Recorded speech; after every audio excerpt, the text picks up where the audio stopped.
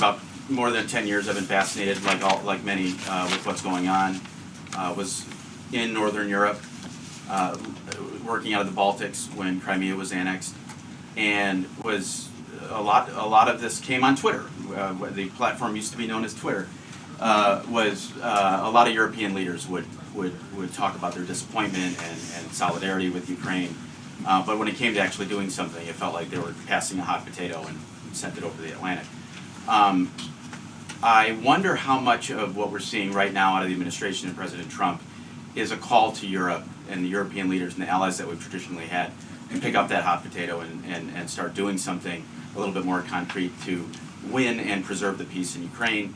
The second question I have is, it's related, is there's been a lot of speculation that President Trump and the administration might be manipulated by Vladimir Putin. I wonder if you could just talk a little bit about the administration's posture and your confidence in the competence of this administration to go toe-to-toe with Vladimir Putin. Well, if there's I'll take the second question first. If there's anybody in this world that can go toe-to-toe with Putin, that could go toe-to-toe with Xi, that could go toe-to-toe with Kim Jong Un, and we could keep going down the list, it's Donald J. Trump. He is the deal maker in chief. There is no question that he is the commander in chief.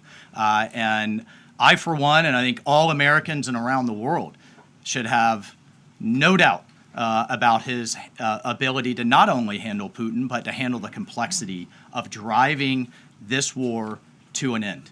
And then on your first piece on Europe, I'll take you back to 2014. You're right, there was a lot of hand-wringing in Europe and not a lot of action. There's also a lot of hand-wringing here in Washington under the Obama administration and not a lot of action. They literally threw blankets at the problem.